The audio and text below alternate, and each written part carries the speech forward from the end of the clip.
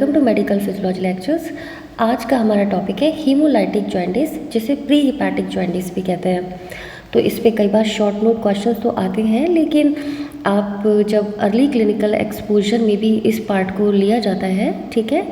और साथ साथ में ऐसा भी है कि इस पे कई बार केस बेस्ड क्वेश्चंस भी आते हैं, जो कि एग्ज़ाम में आना मस्ट होता है। तो ये बहुत अच्छा टॉपिक होता है कि जिस पे कोई केस बेस्ड क्वेश्चन आपसे पूछा जाए, तो इसे ध्यान रखें, क्योंकि इसकी जो डायग्नोस्टिक क्राइटेरियाज हैं उनको ही ध्यान में रख के आप ये कंफर्म कर सकते हैं कि ये किस तरह का जॉन्डिस है।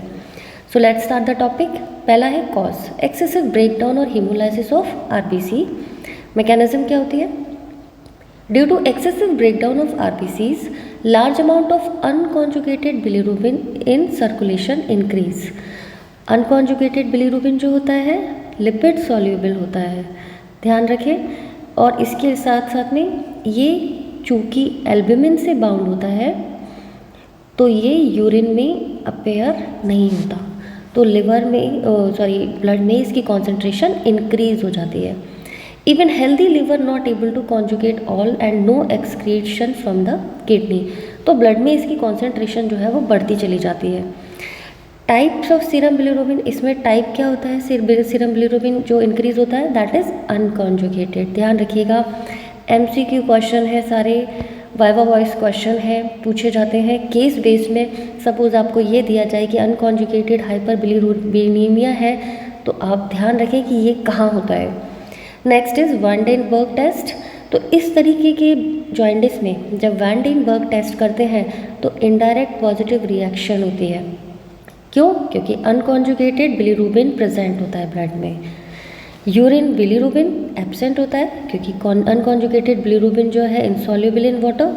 Unconjugated bilirubin in plasma bound to albumin, not filtered in urine, and urine bilirubin is absent. इसी वजह से इसे एकोल्यूरिक जॉन्डिस भी कहा जाता है। तो ये बहुत अच्छा इंपॉर्टेंट एमसीक्यू क्वेश्चन बनता है।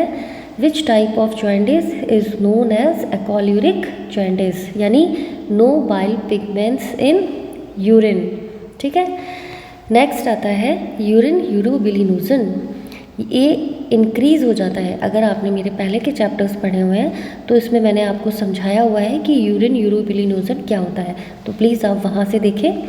तो ये इसकी कॉन्सेंट्रेशन जो है वो हेपाटिक में हीमोलाइटिक जॉन्डिस में इंक्रीज हो जाती है। क्यों? क्योंकि liver excrete more conjugated bilirubin in intestine with bile, क्योंकि वो लिवर तो अपने हिसाब से जितना मैक्सिमम कॉन्जुगेट कर सकता है कर रहा है, लेकिन ऑलरेडी डिस्ट्रक्शन अगर ज़्यादा हो रहा है तो सारा कॉन्जुगेट तो नहीं हो पाएगा। Then more urobilinogen is formed, reabsorbed and enter into the general circulation. तो जैसे हमने आपको बताया था कि 20% और 80%, तो फाइनली मैक्सिमम लेवल जो है वो सर्कुलेशन में इंक्रीज़ हो गया, तो यूरिन यूरोबिलिनोजन जो है जनरल सर्कुलेशन में इंक्रीज़ हो जाएगा, तो प्रेजेंट हो जाएगा, मार्कली अपेयर हो जाएगा। अब फीकल स्टर्कोबिलिनोजन की बात करें तो ये मार्कली इंक्रीज़ होता है। Normally 20 to 250 milligram per day होता है। फीसिस जो होती है डार्क ब्राउन कलर की होती है, क्योंकि जो स्टर्कोबिलिन है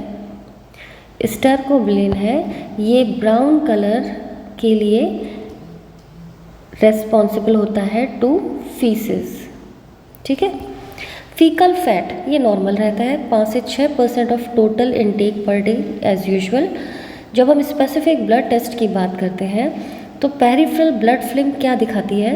साइन ऑफ हीमोलाइसिस, जैसे कि एनीमिया, रेटिकुलोसाइट्स की इनका नंबर बढ़ जाता है, एबनॉर्मल आरबीसीज प्रेजेंट होती हैं। Next is albumin globulin ratio, तो ये नॉर्मल रहता है। सीरम एल्कलाइन फॉस्फेटेज ये नॉर्मल रहता है।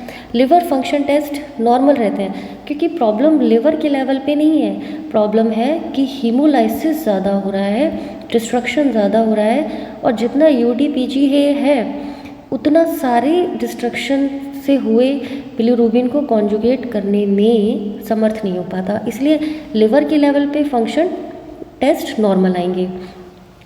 तो ये चीज़ें हैं जो आपको फाइंड आउट करेंगी कि किस तरीके की केस बेस्ड स्टडी आई है और आप उसको कैसे डायग्नोज कर रहे हैं। तो ये पॉइंट्स बहुत अच्छे से लर्न कर लीजिएगा। कई बार इनसे रिलेटेड बहुत सारे MCQs जो आते हैं, अगर आपको ये कॉन्सेप्ट क्लियर हो तो आप बहुत अच्छे से आंसर दे पाएंगे। तो आई होप चैप्टर आपको अच्छे से समझ में आया हो। So please like and subscribe my channel. Wish you all the best. मेरे जो नोट्स है टेलीग्राम लिंक पे अवेलेबल है, आप ज्वाइन कर सकते हैं। Thank you, good luck to you.